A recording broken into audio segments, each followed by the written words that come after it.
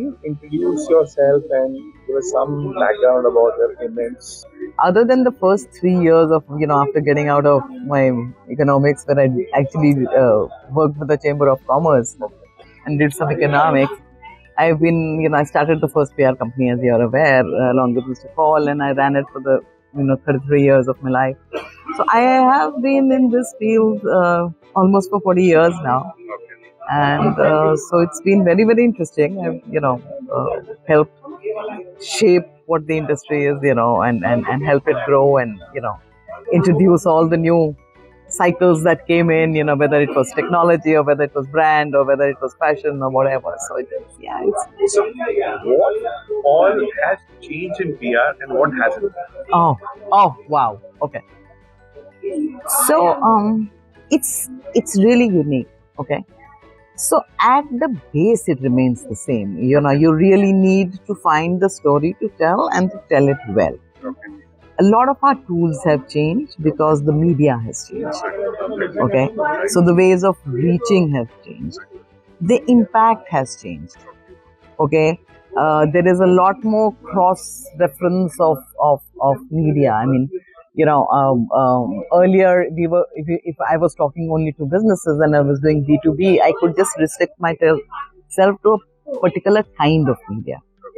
That is no longer true. Okay, because people are consuming, even businesses consuming media on the mobile devices now. Okay, so you need to be all of that. But the basics remain the same. You still need a very good story to tell. You need to be able to communicate it well to all your audiences who you identify. And then you still need to study what is the media that they get and what is the best means of reaching that story to them. So therefore you can, so that doesn't change, so the principles remain the same. But every time there's a technology evolution, the story, at least on the technology side, is going to become cheaper and simpler to do what you are doing. Very what you're true. indicating is that as the channels increase, now PR agencies or more marketing departments need experts across multiple platforms. Absolutely, so it's because becoming more costly and more complex or simpler. So there's a lot more expertise required. Okay, so one is that. Right. Two, you need a cross section of capabilities within your team. Okay, I mean earlier if I when I was starting out, my client servicing team consisted of one media guy, one content development guy, one servicing guy, and some of us giving some time for strategy. That was my typical business. Now you need to add on a digital media guy. You need to have a specialized guy who will handle your brand. You need to have a specialized guy who's going to be do your investor communication. So because all of these are cross channels now. Okay. So does that mean the entry barrier has increased, or entry barrier is still the same? Anybody can start up a mom and pop shop and then for PR agencies, definitely. I mean the entry barrier, unfortunately, because we have not gone the way of certification and so it remains, and जिसको English आता है वो says मुझे communicate करना आता है. It's only after some time that they discover that it's not about good language that that you need to. But yes, I mean getting in is very easy. I mean I see, and people typically come and talk to me. At Melcall, one of my greatest, I think, assets was that I had long-term relationships. I mean, if I signed on a client, 1 decade was, minimal stay that they had with Melcall. That's because we invested ourselves into that. That is not happening. Okay, so typically there is huge turnover. वो कहता है मेरे, yesterday I was meeting with a guy who's leading one of the leading PR agencies, and he says, I'm getting, 19 lakh new business and losing 20 lakh, business every quarter. So what do I do? So while, so the churn becomes very high. So when that becomes high, what happens is that, guys who you reach out to, if you do not trust your channel, you don't trust the message. So this is the message for the client or the agency? Both. Okay. Actually, both. Okay. In fact, I mean, I'm not a practicing agency anymore. Right. I don't do that. I consult with a few agencies and I consult with a few clients, and I tell them the same thing.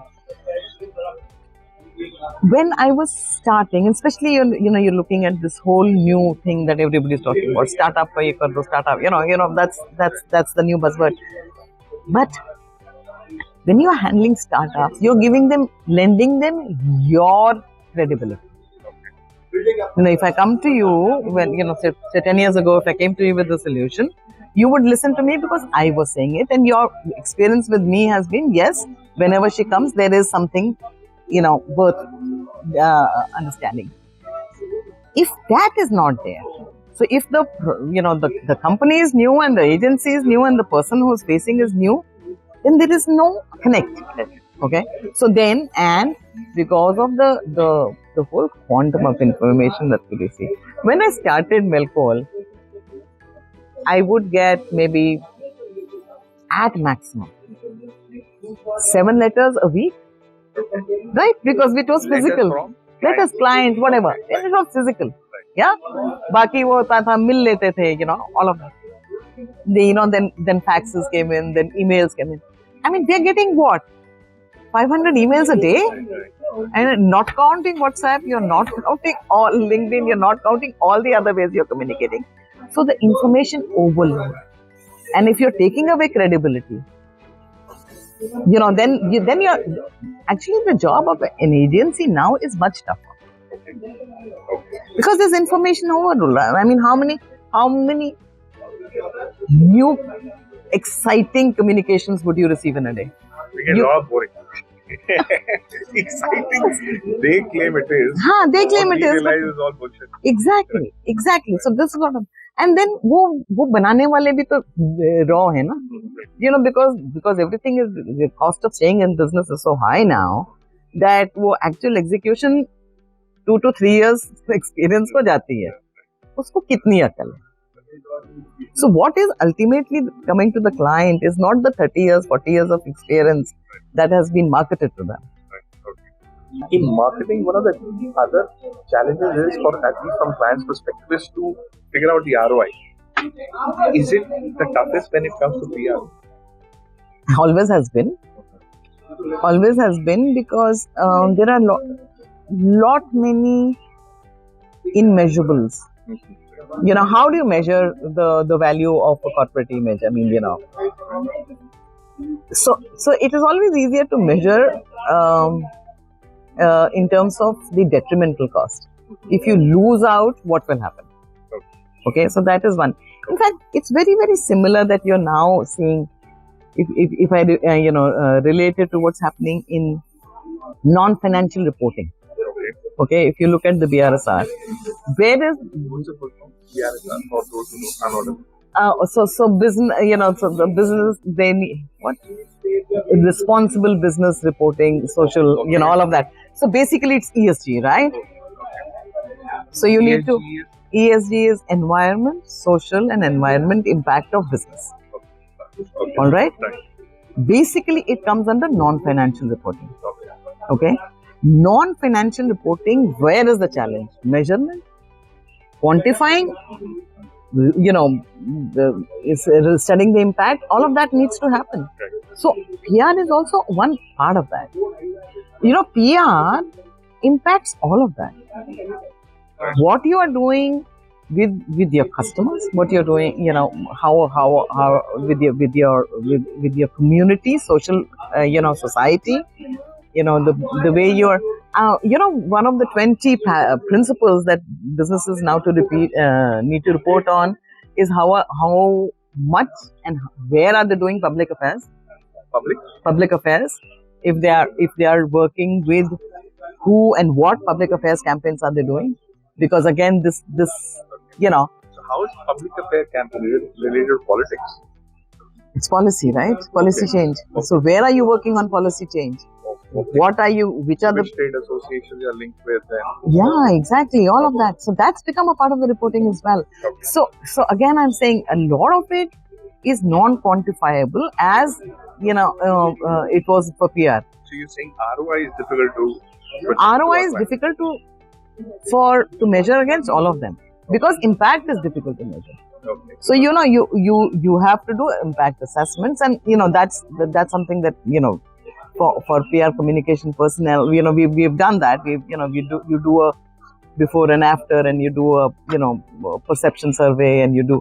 I mean, because I think this ad equivalent to Right. khatam ho gaya. It's that still seems to be happening a little. But yeah, where I was alluding to is that one of the reasons why I believe clients shift is because they don't know whether they're getting enough in return as compared to what they're investing, or they were over-promised, under-delivery. I don't know. See, there are two things. First and foremost, even clients don't know why they are doing PR. Okay, I mean, That's a good one. Okay. my managers, my Bombay, Bangalore, Chennai, they used to scream at me. They said कि ma'am हम client तैयार करके रखते हैं, आप जाके हवा निकाल देते. Because I would say, why do you need it? Unless you can tell me that I will be serving a business need and not a personal gratification need, I'm not interested in your business. So can you share some examples without maybe naming clients as to what are the kind of business needs they can achieve through See, PR? business needs is when you're talking about market expansion, when you're saying, okay, 3 years, 5 years down the line, I will be going public. 3 years down the, recruitment is an issue. Therefore, I need, better talent attracted to me. These are all business needs. So, if you're coming up with new technology, you need better buy-in. Or a lot of my, MNC clients, they came with new concepts.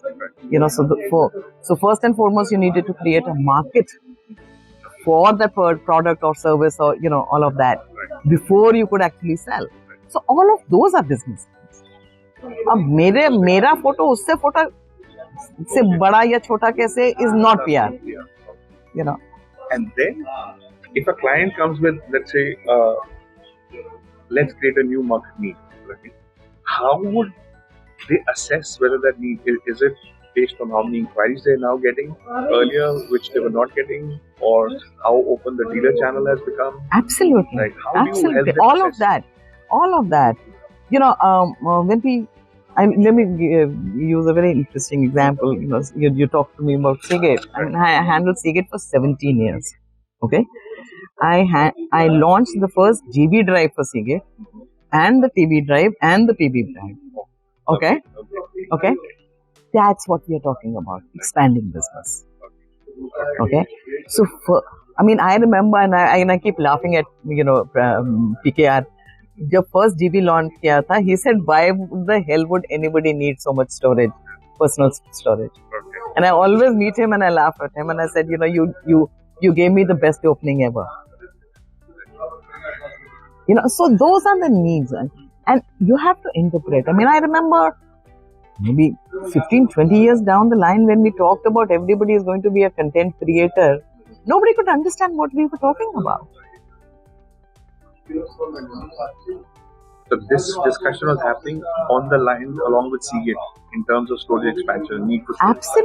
Absolutely. Yeah. So Seagate had a brilliant business model. Okay, so the guys that you met were people who were doing the business. Okay, then they had a layer on top that looked at 3 to 5 years, and then on top of that, they had a layer that looked at 5 to 10 years. And those were the guys that it was fun interacting with, because the kind of stuff they were thinking about, it was crazy. And what would be a good timeline for a client to expect some kind of returns from a PR agency? I would say, investment in I PR? would say by third or fourth quarter. So about a year is what they need to have. Yeah. So typically a year is when you start saying, okay, this is where then you have to start. Most agencies don't do that. Right. I used to start with an existing perception study. Okay. I remember, and I will not name, this was in the building construction thing, and we were called for the final sign off to the board of directors, and I did a perception survey, and I said black marketeers, X, Y, and Z, horrible names, and I said, this is what the media knows you as. Okay. So you would do perception amongst the media, as well as depending target, depending on what they were interested. So I'm like, this is what you. I recorded, there was a guy who told me, Not for this industry, for another industry. I was handling sugar, and they said, Praveen, mat jao, बहुत गंदे लोग हैं, तुम तो फंस जाओगे. And I said, this is what your impression is. Okay, when we started with Mate, before IT Asia, before Comdex, before all of that, when Mate would not get an appointment with the joint secretary, that's where we were brought in, and again we started with the survey, and it was terrible, and I almost got booted out of the Mate managing committee meeting because they were like, क्या बोलते हैं समझ भी नहीं आता. We didn't have IT journalists then, you remember? Or science and technology guys used to, cover that. So, and they were talking acronyms, and they were talking, nobody could understand. No, the government couldn't understand, the media couldn't understand, consumer तो बहुत ही दूर था. India used to have strikes, कि computerization हो जाएगा, तो we will lose jobs, therefore there should be no. You remember those strikes? Railways में computerization नहीं होना चाहिए, expense. Banking में नहीं होना चाहिए. I mean, we had, I think, the longest banking strike on that. So those are the things that you need to start looking at. Where is that? Why? How do you interpret? I mean, there was a slogan that Mr. Paul had come up with at that point in time, and and made, they could see the vision, and we ran with it for 3 years. It said, India missed the the industrial revolution. Let's not miss the IT revolution. Because nobody believed computerization is for India, because we are supposed to be a labor-intensive country. Why the hell are we talking computerization? Because computerization was equal to less manpower. Maybe the electronics industry should have hired Velcro. They suffered a lot because of the IT. Yeah, wanted IT got. because perception needs to be managed. Because that and whatever. See, when I do these spokesperson training, I tell them. At times of crisis, it's very easy to hide and say, I'm not available. But if you don't talk, give your story, then the panwala and the corner will. So people are going to form a perception about you, whether they form the perception with material that you provided or somebody else has provided. That's the choice. And how with this whole digital channel, social media, etc., right? Has the line between PR and digital marketing blurred? To a great extent. There's a lot of extent. content marketing happens there. So how would you help a client understand? PR, or at least professional PR, starts at a different level. As I told you, objectives. Then you go to the message house. Now, that message house, whether it is your marketing, whether it is your HR, your internal communication, your external communication. This is the client side, right? Yeah, this is the client side. For a company, what will decide the content of your communication? Something we call a message house. After you decide the objectives, I used to have a 20-page questionnaire that I used to send to, my critical 4 or 5 guys, saying, "Ye bhar ke mujhe de do." Then I'll come back to you.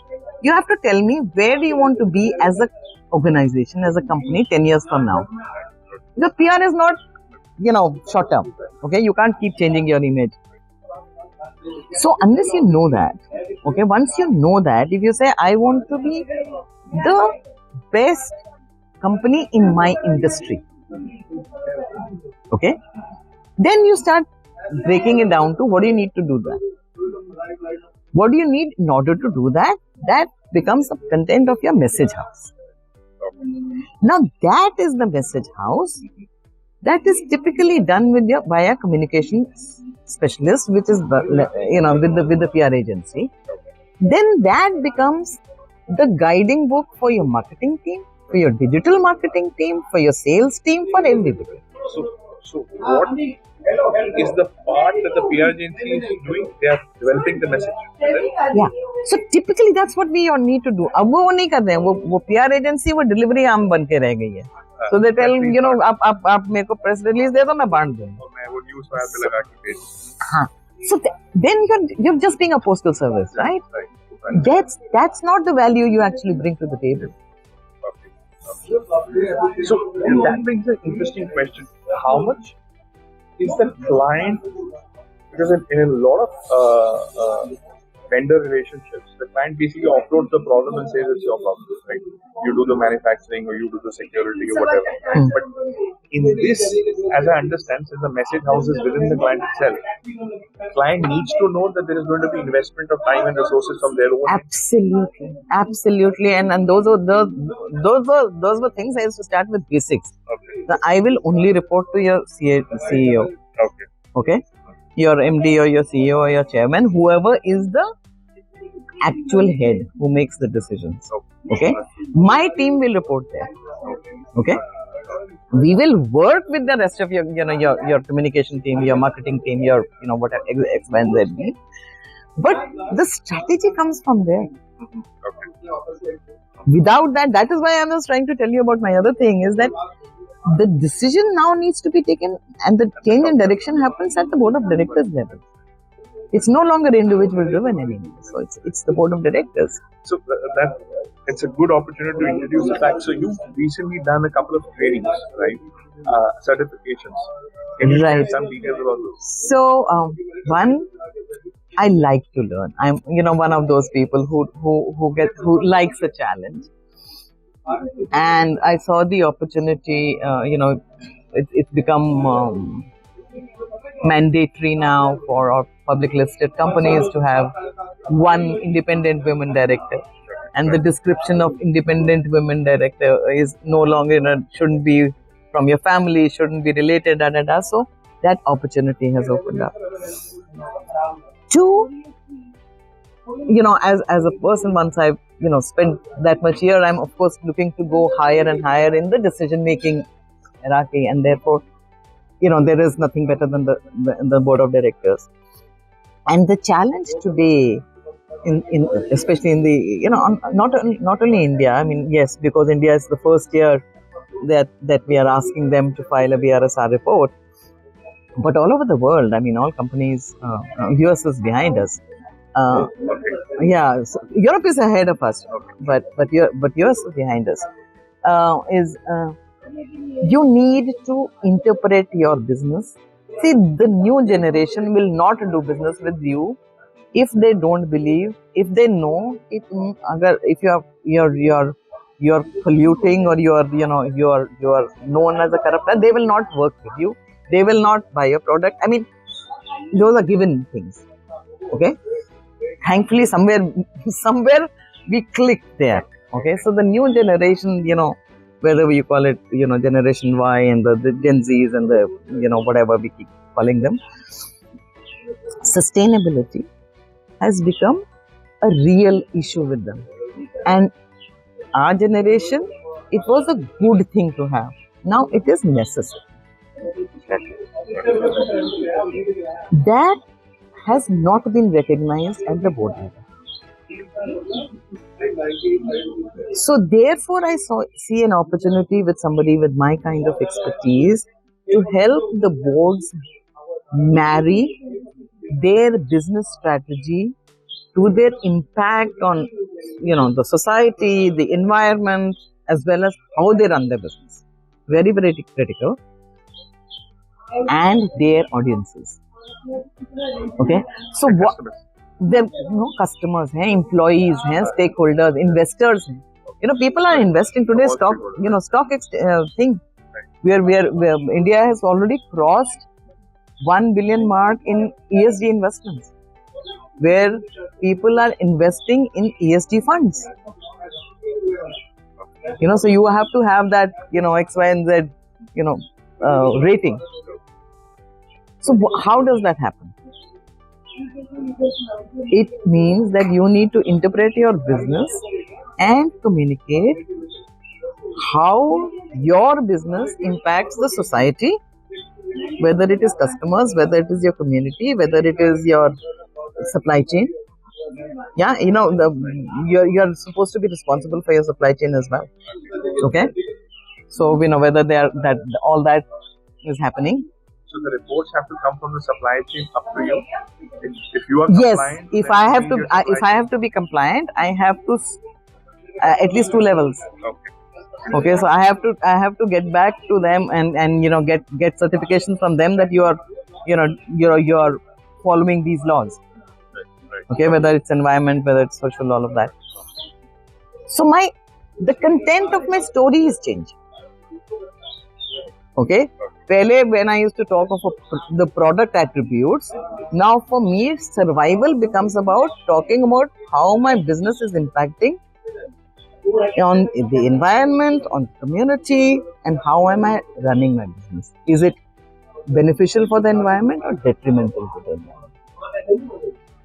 And again, coming back to from an ROI perspective, how should a CEO look at investment of time and energy in this aspect? Is it because the government done first and foremost, compliance. Okay, so therefore, right now it's top 1,000 by market cap. Next year it will be double that, and it will go. And we are expecting that within 5 years, every company will need to report on this. Once you have to report on it, it has to become measurable in your organization. Okay. How does it become measurable? By not keeping it vague. Okay. By giving somebody the responsibility of having a strategy. Your organization, if you were to sign, let me finish this, Rahul. If you were to sign and be required, under and file it with SEBI saying, yes, my organization and my suppliers are compliant with all and do not undertake any human rights violations. Would you be able to do that unless you could get assurance from down the stream that they are all compliant? And now they are saying sign off has to be at the board level. So ignore to कर ही नहीं सकते. Board level or CEO? Who will sign off? Board level. Board of directors. Board of directors will have say the final sign off. Okay, they can designate the MD, saying on behalf of our board, MD will sign, but that decision has to come from the board. So the final thing is there. Now, yes, you will look at return on investment, and these are some of the things. The other day, I think it was Economic Times that did a survey, and they said Indian companies, the spending on legal has increased by 6% over the last 3 years. And that's great. But how much of it is going in compliance? Nobody knows that. I mean, are we becoming like the American society? Are we becoming more, fighting cases, or what are we doing? Where is that spending going? I think a lot of that is going in compliance. Okay, so for compliance, you don't typically look at ROI. Okay, because the investment is very different. Because it's a matter of survival. If you're not compliant, you don't exist. But given your PR background, can you do a spin on it and make it an ROI game? I think it should. Maybe not right now. Okay. But what will happen is, because the reports are going to require you to measure year on year, and therefore you will see that impact. Okay. Now, as a part of my messaging, if I'm running this thing for a company, and I will say, okay, I have reduced my greenhouse emissions from 5% to 4%. So I will tom about it. So that becomes my ROI, because it gives me proof of concept for my messaging. Because I've just remembered there's a recent ad on lot of social media. It's an ad or whatever. It's a video with Tom Cook also there, and Nature Earth coming in as a lady and doing an audit of Apple. Yeah. Right. Yeah. And it's a beautiful this, right? Yes. It looks like they have done something like promoting their ESG. So in fact, it's a double-edged sword, because a lot of the discussion, at least in the ESG community, and I've been following that, is that a lot of people have actually criticized, because what has happened is, yes, Apple has drawn attention to some positive things that they have done, but the point is, They have saved X, Y, and Z amount, but how much did they actually consume? Nobody knows, right? Okay. But they are saying out of their total production, you'll go outside the Yes. of the Yeah. But there's a huge debate going on that. So what you're saying is one will have to be very See, careful. right now, of this as a story. right now there are companies that they use plastic and they say, okay, we recaptured 60,000 tons of plastic. But पहले use कितना किया था वो तो बताओ. How much did you put out there? So people are selectively picking up, and that's that whole debate about greenwashing and stuff like that. How do you see this ESG and PR opportunity for this now super fast growing electronics industry? It's critical. Okay, first and foremost, because your target audience is the Generation Y, Generation X, Generation Z, whatever you want to call them. Okay, वो तो तुम्हारा product खरीदेंगे ही नहीं ना unless you have an ESG story. Okay. But isn't that only for the top tier? Because in the end, we see all the websites selling the cheapest options at highest discounts, and India being the highest buyer of all stuff, and God knows where they're manufactured also. Leave alone who manufactures them. Yeah, no, but that is the. But if you look at it, and I'm because I told you of the other work that I'm doing, and I'm doing a lot of NGO work, and it's working with the rural communities in and around Gurgaon. Okay, the difference in the way the younger generation is thinking from my generation is zameen asman. Even there. But how do they look at ESG? I mean, let's say they're buying a smartwatch. What are they looking for in that smartwatch which will connect with ESG? They will, of course, price is a major constraint because for them, income levels are huge. Okay? But given the same price points, they will go with an ESG friendly product. But what will the product say or communicate for them to know that this is ESG compliant? They will look at power consumption. Okay. They will look at, how are you talking of product recovery? What kind of packaging you are doing? What kind of transparent communication you are doing in terms of product values and your corporate values? All of that. वो इतने ignorant नहीं है. Doesn't the packaging actually get substandard when you go ESG because you can't use nice plastics, etc. So, as in one of the leading brands of mobile phone, now the packaging seems to be absolutely much lower. Absolutely. Quality. In fact, yes. See, the whether to be ESG compliant, yes, it adds to costs. Let's not say it's going to make things cheaper. Okay, we have to be very, very clear on that. Or at least not cheaper in the short term, but the planet will be safe. Exactly, right? Exactly. So we are talking ESG investment. Right. Okay. Now, whether you make it as an individual, as a society, or as a business, you need to make that investment. I think that everybody has woken up to. And how about PR? When I speak to clients, especially what we call core electronics, not the ones which are straight away selling to consumer, but they are selling to somebody who's selling B2B, component B2B, Seagate had two fronts. One was the consumer front straight away, one was to system integrators. But in our majority of the electronics industry is B2B, right? Yeah. So in their case, how do they, one of the challenges they find is that most of the PR agencies do not even understand the business model, yes. Right? Because it's so technical. No, right? One. And who the audience is. Because right? As I told you, so the guy who's servicing you has got 2 to 5 years experience. He is not going to spend the time or has the bandwidth to understand the business. Right. Okay, that's point number 1. Point number 2 is that today, if you are a part of any supply chain, and typically the electronics would be that if your ultimate customer has anything to do with exports, okay, in India contributes up chhod do, but if they are exporting they will need to say, yes, my supply chain is compliant. Right. Especially if you're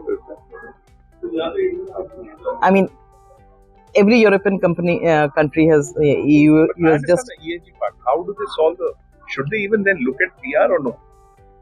Or how should they solve that? Should they develop their own team to do the story creation and then leave it to the PR agency to do dissemination? Because this is why most clients say we. See, dissemination आपको कहाँ चाहिए? It really depends on your business model. Okay, if you have only 10 customers who can buy a product, you don't need an agency. If you have 100, you don't. If you have 1,000, yes, you do. So a lot of manufacturing equipment suppliers who generally are selling to their target audience will be like 100 to 1,000. So you get get a consultant who will help you draw up your message house, who will tell you, this is what you need to be saying, this is how you need to be saying. Get an in-house team, it will be more cost effective for you. And then maybe, work with the consultant on, a quarterly basis to measure and say, okay, ye course correction karna. And how do you see the evolution of these platforms like Business Newswire, PR Newswire, and more are coming. Some even offer like 3 news disseminations for free, 5 disseminations for free. How do you see them coming in this whole space? See, I think the PR agency has to move beyond new press release distribution. Okay. There is no value in that. There are 1,000 solutions now available. पहले नहीं थे. When I started a PR agency, they were not. I used to have a media department जो newspaper to newspaper जाता था. You may remember, my person would come in, okay, because there was no other means of communication. If as an agency you think your main thing is dissemination of a press release, get out of it. Is it the strategy now which is the more core? It needs to be. Okay. See, unless you, and that's, I mean, you call yourself, you're a PR agency, therefore you are a specialist in communication. The client knows how to do his business. You marry the communication need for his business to grow with that. So unless you can bring that, what role are you playing? So what would you advise a client who's meeting a 30-year-old veteran in the agency but is scared that the execution will be done by a fresher? So what should in the clause be? How would you advise a client to even select a PR agency? That this is a PR agency which can do for me, or this is a PR consultant. See, so that's what typically do. I typically suggest, depends on needs. Okay, there are clients who need to be there in every district of the country. Okay, so they need that large factory, right? There are clients who have B2B operations. Okay. My question is more from the B2B side. Obviously. So for them, do they need that? Do they need PR? Do they need no? PR communication to sabko chahiye, as I told you. Unless you give your story, the man on the street will. You and you will not probably like what he said, but so somebody has to give them that. Some time ago, I was the first in the country to do it. We called it IRM, Influencer Relationship Management. Okay, तब influencers ये social media influencers नहीं थे, where they were unboxing and selling products. So it was basically saying finding new champions. How does business grow? Typically in the B2B environment, it's word of mouth. So you have to have champions for you that go beyond you. And this is where your communication. Exactly. So unless your PR agency is strategic and they realize कि आपको press release distribution नहीं चाहिए, आपको IRM चाहिए. And therefore they'll come back to you with saying, okay. They go back to client list, so हम phone करेंगे सबको. Depends on, again. So it depends on, again, your business model. What you're doing. Does your agency have the connects to do that for you? or they'll just tell you how to do it and hand it over to your marketing department saying do it, or hand it over to your whatever call center to do it. How do you see the role of women directors See, in that case? I would like to believe that women directors should not be there for the diversity point of view. Like, so first, I don't like the fact that women are considered diversity.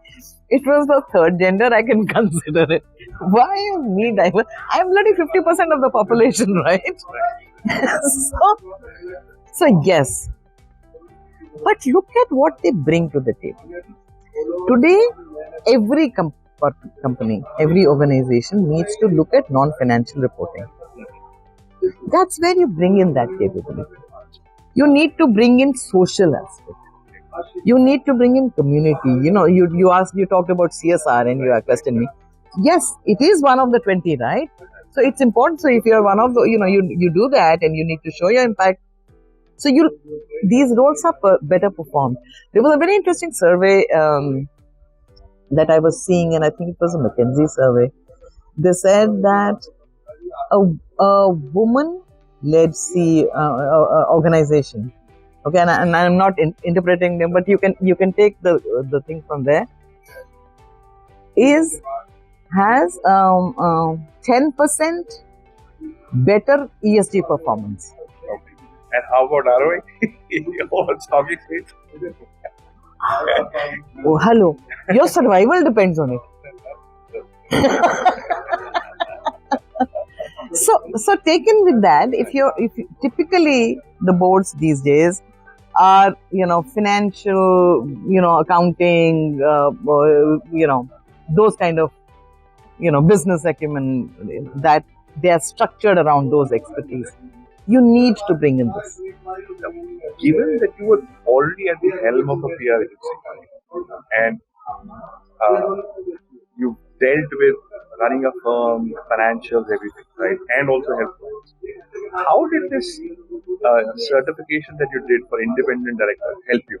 What are the value adds? Actually, it became much more simpler for me, because I was familiar with all the things that regulations and compliance, that they test you on, because after all, the certification is given by the Ministry of Corporate Governance, Company Affairs, Corporate Affairs. So वो तो वही करते हैं, company law में आता है कि नहीं आता, तुम्हें फाइनेंशियल रिपोर्टिंग आती है कि नहीं, बैलेंस शीट में क्या होना चाहिए. Thankfully, I was familiar with that. So it became easier for you. It became easier for me.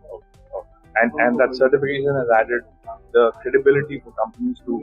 Yeah, because first and foremost, I have always worked for the fact that the strategic advantage of PR comes at the top level. So I want to, I've been very, very persistent about it. It needs to be at the board of board of directors level, and this gives me an opportunity to move there. And what would be your personal suggestion to somebody thinking whether they should create a personal brand or a company brand? Means the CEO, should they invest more in building the brand of the leader or brand of the or there are times when you need the CEO to have a larger than the corporate image, but those are very rare. There are times when you need it, and it may be a transition period. You may be going through a restructuring, a business restructuring, and you need it to maintain the continuity. Like so there is a Narayan Murthy has a brand, yeah. So वो आज Infosys है, कल कुछ और भी होएगा. People will follow there, and you saw that with a lot of these leaders. So it depends on what it is that you're looking for. Okay. By generality, I would say that the individual is not important. It's always the corporate that has to be larger.